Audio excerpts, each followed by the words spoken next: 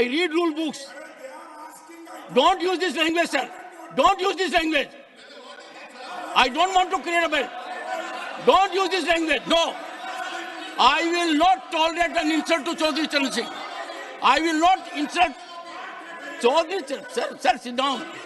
Sit down, sir. No, not on this. No, I will not accommodate on this. I will not accommodate on this. Chaudhary Charan Singh stands for impeccable public life, unimpeachable integrity, unflinching commitment to farmer. दूरदर्शी सोच था उनका किसान और गांव के लिए। उनके विषय के ऊपर विवाद करना प्रमोद जी आप किस हालत में पॉइंट ऑफ ऑर्डर रेज कर रहे हैं? नहीं, मुझे बताइए, इतना लंबा राजनीतिक जीवन आपका है, उत्तर प्रदेश से आप आते हैं, चौधरी चरण सिंह की कर्म भूमि उत्तर प्रदेश और पूरा भारत रहा है, उनको भारत रत्न मिला हो, इस विषय पर इस सदन में मेरे यहां बैठे हुए इस प्रकार का वातावरण हो, बोलिए। पहली बात, लेटेस्ट हियरिंग, मैं पहली बात सब बहुत श्रद्धा के साथ ये कहना चाहता हूं कि जिन 3 शख्सियतों को भारत रत्न से नवाजा सर, आप अपना पॉइंट ऑफ ऑर्डर रेज कीजिए। I don't want any cover up. I have seen with my eyes. I have seen ruckus, chaos, shouting, sloganeering, condemnation. I have seen it with my eyes. मुझे अपनी बात तो कहने दें। आप point of order raise कीजिए। Don't make a speech. Sir, point of order. Sorry, honorable members. Short duration discussion. Leader बोले।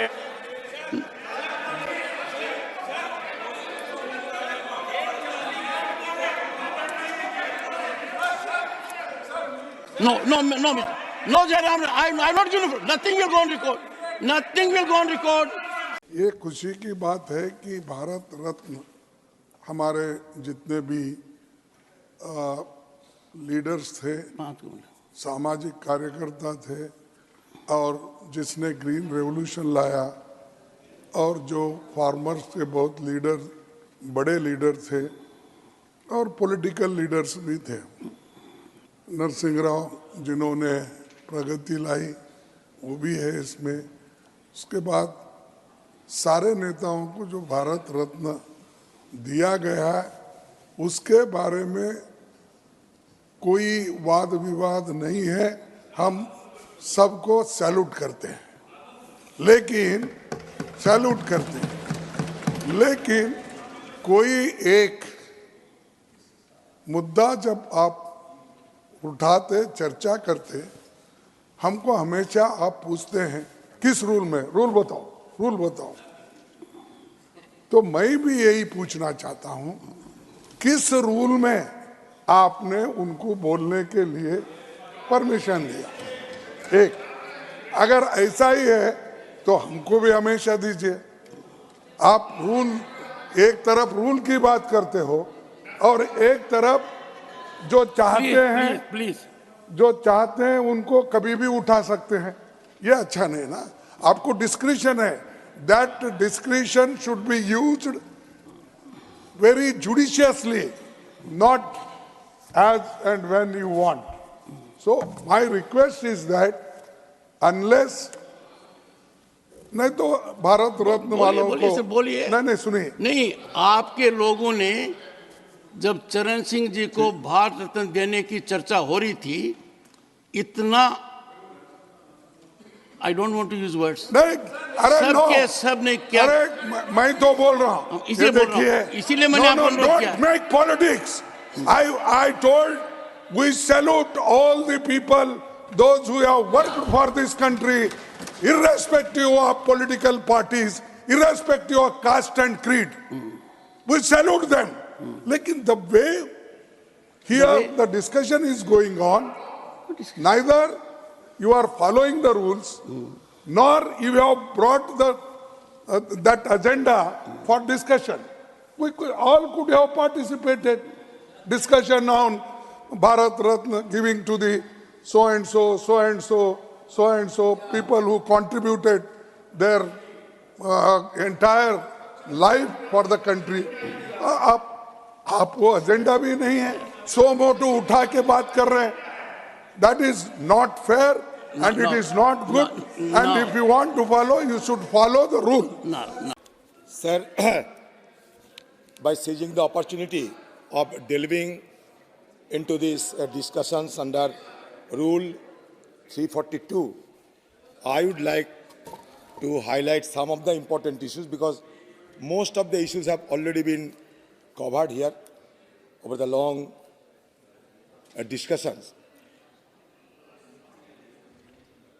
Sir, I feel very sad and depressed of observing the attitude of this ruling dispensation. See, the intent and purpose of bringing this kind of white paper simply not convincing. It is nothing but a sheer concoction. Rather, it can be said that a granary of concoctions and a mountain of lies presented before us. What is the need of it? I do not know. If the government or the ruling dispensation is enthusiastic enough to exercise the vilification campaign and indulge into the competitive abusive languages against the opposition parties, that is up to them. That is up to the virtue of the ruling dispensation. I cannot offer any homilies upon them because they are all well experienced, well educated, well erudite persons. But at the fag end of this session, this kind of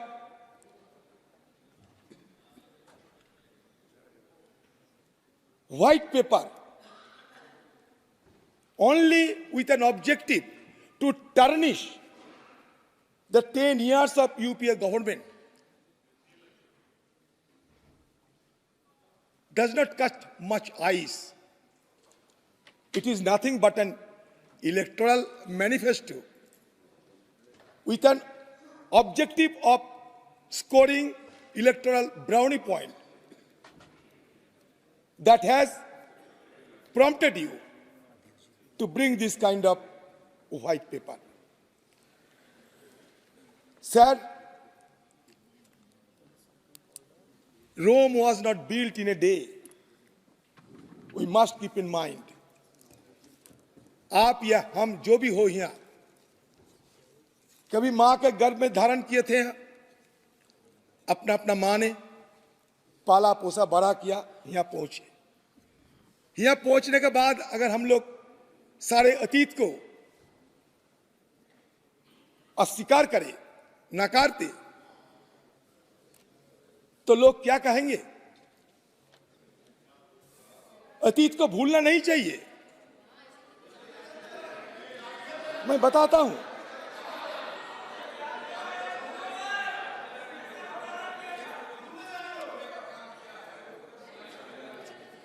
आपने जरूर कुछ कमाया होंगे, लेकिन आपने जो कुछ कमाया उसमें घमंड ना कर, क्योंकि ये जो शतरंज की पारी है ना, शतरंज की पारी खत्म होने के बाद राजा और मोहरे दोनों को डिब्बे में रख दिए जाते हैं। इसलिए हम लोग घमंडी नहीं करते, आप घमंडिया बन चुके हैं। अच्छा, हर बात में फैमिली, परिवार, नेहरू, ये सबको गाली देने में क्या फायदा है हमें? बताइए तो। वो लोग नहीं है अभी इस दुनिया में, वो लोग नहीं है दुनिया में। ये परिवार को दिन रात गाली दे जाते हैं। ये सदन की लोकसभा में, राज्यसभा में, हर जगह में गाली गाली गाली। क्या इसको क्या हमारा मकसद क्या रहे? अब आप I simply we need to have an introspection into अब बुरा ना माने मेरे बात पे, हम कौन सा परंपरा को अपनाते हैं, कौन सा शिष्टाचार को अपनाते हैं, ये मैं सोच रहा हूं आपसे, ये मैं साझा करना चाहते हैं। अच्छा मान लीजिए तो इंदिरा गांधी शहीद होने की 2 दिन पहले उन्होंने ऐलान की थी, even I died in the service of the nation, I would be proud of it, because I am sure that every drop of my blood will contribute to the growth of the nation and to make it strong and dynamic. क्या गलत है? बताइए तो। मौत होने की 2 दिन पहले ये कहते हैं, बांग्लादेश बनाई, छाती पे गोली ली, शहादत ली, कौन सा पैसा कमाई उन्होंने, कितने करोड़ की मालिक थी, कितने पैसा कमाए बताओ आप लोग। सरकार में है 10 साल, अटल बिहारी जी की सरकार में 6 साल, कभी बता सकते कि आप लोग कि इतना पैसा कमाई इंदिरा गांधी ने, बताइए। अच्छा राजीव गांधी चुनावी प्रचार में गई and he was virtually blown two pieces, आतंकवाद ने मारा, गाली दे रहे हैं आप लोग। अगर हम इस तरीके से शिष्टाचार को पालन करें तो हमारे भविष्य में हमारे बच्चे ने क्या कहेंगे हमें, ये आपको कहना चाहते हैं। अच्छा ये जो नेहरू को गाली देता है ना, मैं नेहरू की एक बात आपको बताते हैं। देखिए 1954 21 जून नेहरू जी की एक बात बताते हैं आप लोगों को। अबाउट 10 years बिफोर ही passed away, Nehru penned his last will and testament.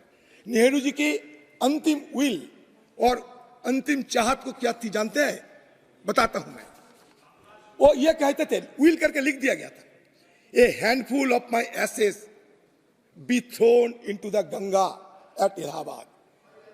मौत होने के बाद इलाहाबाद में जाकर हमारे एक मुट्ठी अस्थि को विसर्जन देना, to be carried to the great ocean, समुद्र में चले जाएगी, दैट वॉशेस इंडिया शोर। सारे देश की हमारा जो तट है, ये तट को जो धोते हैं उससे हम मिल जाएंगे, सिमट जाएंगे, मिट जाएंगे। The major portion of my ashes be carried high up into the air, कुछ अस्थि ऊपर में ले जाना, and scattered from that height, ऊपर से छिड़क देना, ओवर द फील्ड्स, जमीन पे, where the peasants of India, जहां हमारा देश की किसान मेहनत करते हैं, toil, so that they mingle with the dust and soil of India and became an indistinguishable part of India. मेरा जो अस्थि आसमान से छोड़ के देना, जमीन पे गिरेगी, जहां हमारा किसान मेहनत करते हैं, हमारे किसान जहां मेहनत करके हमें खिलाते हैं, उस जमीन से हम मिट जाना चाहते हैं, हमारा कोई अलग पहचान नहीं रहेगी। अच्छा ये कोई अन्याय किया, ये भावना के चलते आज अगर हम लोग उनको गाली दे तो ये शोभा देगी? आप बताइए तो, आप बताइए, आप अपने दिल से पूछिए। श्वेत पत्र पर विषय रख दें,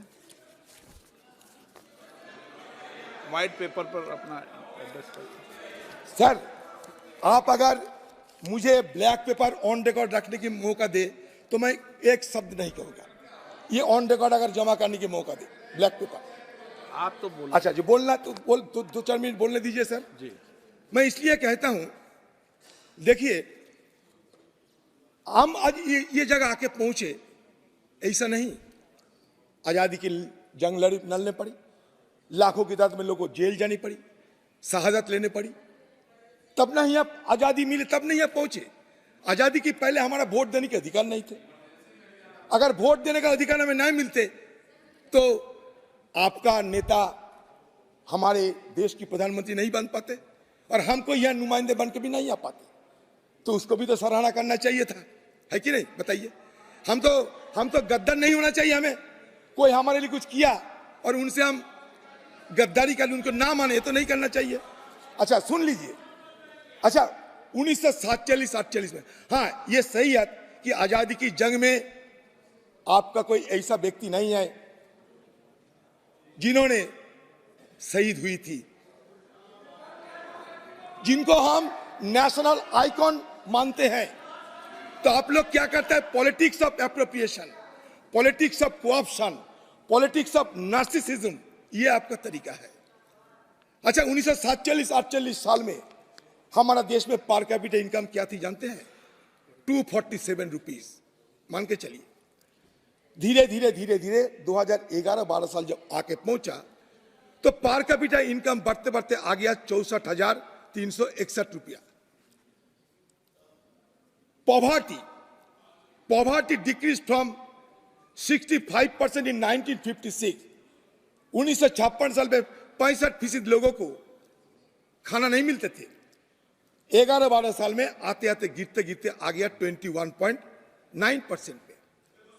लाइफ एक्सपेक्टेंसी, आयु हमारा जब आजाद हुई थी, हमारा आयु थी 32 साल और 2011 साल में आयु बढ़ते बढ़ते बढ़ते बढ़ते आ गया 67 साल, 67 ईयर्स। लिटरेसी रेट 1951 मतलब 1951 में हमारे देश में लिटरेसी रेट थी 12%, 2011 साल में आ गया 73%। तो ये तो हम ये अगर कहें कि 2011 साल में 73% थे, आपको फर्ज है इसको और बढ़ाना। आगे जो सरकार आएगी उसका भी फर्ज होगी उसके और आगे बढ़ाना।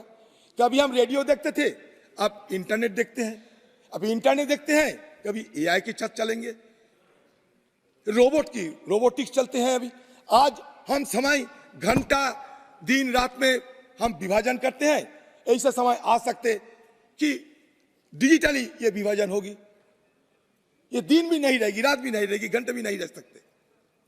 तो बदलना ये तो दुनिया के नियम होते हैं। तो इसके लिए हमारे प्रीडिसेसर को गाली देना नहीं चाहिए।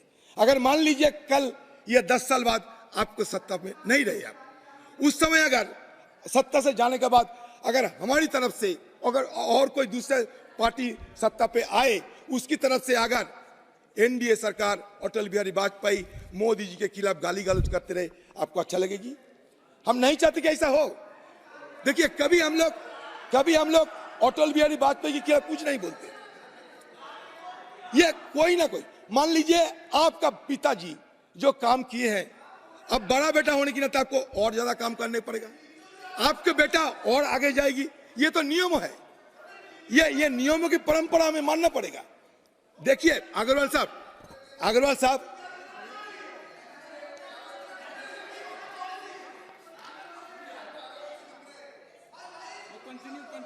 So the UPA government established the Right to Education Act in 2009, ensuring education as a fundamental right for every child.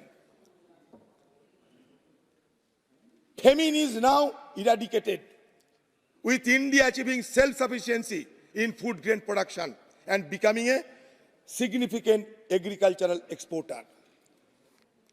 National Food Security Act implemented by UPA government ensures the right to food for every individual.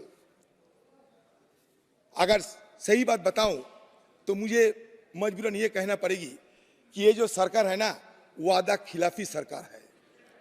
इसलिए वादा खिलाफी है, अच्छे दिन लाएंगे, वादा किए थे, 15 लाख रुपया जेब में भर देंगे, वादा किए थे, याद करो। अच्छा, 2 करोड़ नौकरी देगी, वादा किए थे, किसानों की डबल इनकम करा देंगे, वादा किए थे, C2 प्लस 50%, हाँ किया था ना। डिमोनेटाइजेशन और काले धन नहीं रहेगी, वादा किए थे। एक साबित हुए हैं आज तक, एक सत्य हुए हैं। आप बताइए, हम फिनांस मिनिस्टर जी है मैडम निर्मला सीतारामन जी को पूछिए, आपने डिमोनेटाइजेशन कर दिया, उस समय नकदी का प्रचलन था 16 लाख करोड़, अभी नकदी का प्रचलन बढ़ते बढ़ते बढ़ते बढ़ते 34 लाख करोड़ आप पहुंचे। क्या बताओ, क्या कहोगे आप? यह आपका फेल्योर है, सरासर फेल्योर है। डिमोनेटाइजेशन के चलते 15 लाख लेबर को 4 महीने के अंदर नौकरी चली गई। आपका हाफ हार्टेड जीएसटी 800-900 बार हो चुके हैं, कानून बदलते बदलते अब चलते हैं।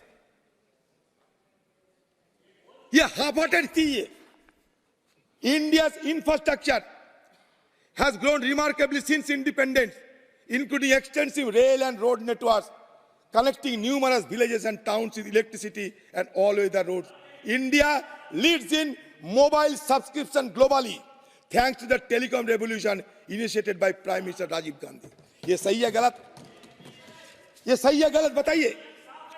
अच्छा, ये पंचायत राज किसने लाए थे देश में? ये पंचायत राज किसने लाए थे देश में? The Congress believes that inclusive governance is crucial for inclusive growth. Mahatma Gandhi envisioned Panchayat Raj as the cornerstone of our democracy. In 1959, Prime Minister Jawaharlal Nehru launched nationwide Panchayat Raj in Nagaur, Rajasthan.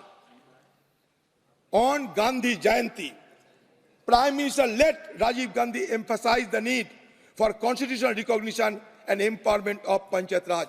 It was implemented by another stalwart of our political permanent, please late paper पे बात करना Narasimha Rao. White paper 2004 से 2014 में जो आपने कारनामा Through the किया है, 73rd उसके and बाद में white 74th paper है। Constitution Amendment, ऐसे तो कांग्रेस का we समय now have समाप्त हो nearly गया है। 32 lakh grassroots elected representatives, including around 14 lakh women, making India the world's most representative democracy. ये IIT, IIM, ये कौन सा किसका सोच थी बताइए? एजुकेशन में अगर हम लोग तरक्की ना करते तो आज डिजिटल इंडिया की सपना देख सकते। ये लैंड रिफॉर्म किसने किया? ये हिंदुस्तान में लैंड रिफॉर्म किसने किया? ये हरित क्रांति किसने लाई बताइए? आज हम फूड में सेल्फ सफिशिएंट हुए हैं। ये हरी क्रांति, ग्रीन रेवोल्यूशन किसने लाई? कांग्रेस की जमाने में और स्वामीनाथन की योगदान, ये हरा क्रांति सफल किया। ये कोई अस्वीकार कर सकता? कंक्लूड करें। सर क्या कंक्लूड करे सर? मैडम सीतारामन जी तो इतने सारे भाषण दे चुके हैं। मैं सिर्फ सीतारामन जी से कहना चाहते कि आपने बहुत सारे स्कैम की बात किए हैं। मैं सर 2-4 मुद्दा उठाऊंगा इसमें, क्योंकि निर्मला सीतारामन जी, ये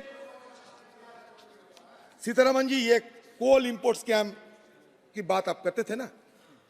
एक तरफ आप कहते हैं कि हमारे कोल मिनिस्ट्री में इतने सारे काम होते हैं कि इतना हमारा प्रोडक्शन बढ़ चुके हैं, और उल्टी तरफ कोल इंपोर्ट करना पड़ते हैं। किसके लिए कोल इंपोर्ट करना पड़ता है? इसमें एक घोटाला है, इसको कहते हैं कि coal import scam. The coal import scandal stemming from December 2021 on Carmichael coal mine in Australia. Despite its global environmental notoriety, the project secured significant loans, including from the State Bank of India. Okay. The Modi government instructed public sector entities Okay. like NTPC, ये विषय आ DVC गया to procure coal, purportedly contributing to a power shortage of April 2022.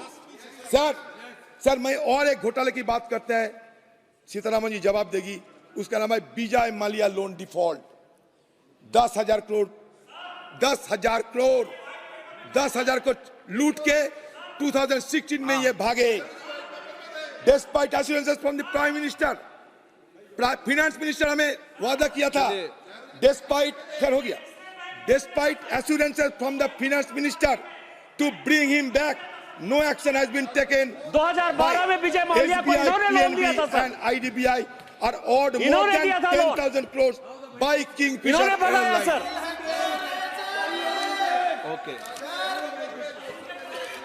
Okay conclude करें माननीय। Sir बिल्कुल खत्म की कागर पे है सर। अच्छा दूसरे बात सर और 5 मिनट सर। अच्छा विजय माल्या के बाद आ गया Nirav Modi, Mehul Choksi and PNB scam. अच्छा इसके बाद आ गया Jatin Mehta and Winsome Diamond scam. उसके बाद आ गया Kanishk Gold Private Limited and Sterling Biotech Limited scam. सबको पता है। उसके बाद आ गए रोटोमैक पेन फ्रॉड स्कैम। उसके बाद आ गए आईसीसीआई वीडियोकॉन फ्रॉड स्कैम। तो इतने सारे स्कैम लेकर आप किस पे दोषारोप करते हैं? अच्छा इसके पहले, अच्छा ये भी है, इसके पहले भी स्कैम की बात सुना करो। Okay UTI sir, UTI US 64 scheme एक घोटाला। किलोनी सर हो गया, किलोनी कोल स्कैम सर 2 मिनट तो मतलब 2 मिनट। किलोनी coal scam, stock market scandal, disinvestment scam, India Barak 1 missile deal, तेल कास्टिंग ऑपरेशन स्कैंडल, भूल गया क्या? एन.के. प्रेमचंद्रन जी सर उस समय हम भी उस समय सदन में थे। कॉफिन कैट स्कैम, भूल गया क्या? मैंने सबको एक छोटा सा सलाह दूंगा, ब्लास्ट जो भी करें हम समाज में सोशल स्टेबिलिटी बरकरार रखना चाहिए। आप कुछ नहीं कर सकते समाज में विभाजन करते हुए।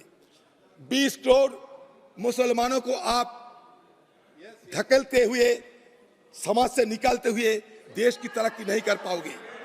मैं इसलिए कहता हूं कि social stability, social cohesion, social peace, these are the fundamental condition for the growth of an economy। मैं एक छोटी सी बात कहना चाहते हैं, मंदिर में दाना चुगकर चिड़िया मस्जिद में पानी पीती है। कोई कहता है कि राधा की चुनरी बेगम सलमा ने सीती है। मैंने सुना है रफी साहब महफिल में रघुपति राघव गाता था। मैंने सुना है पंडित प्रेमचंद ईदगाह बच्चों को सुनाता था। ये देश को अब बनाता है। नमस्कार। एन.के.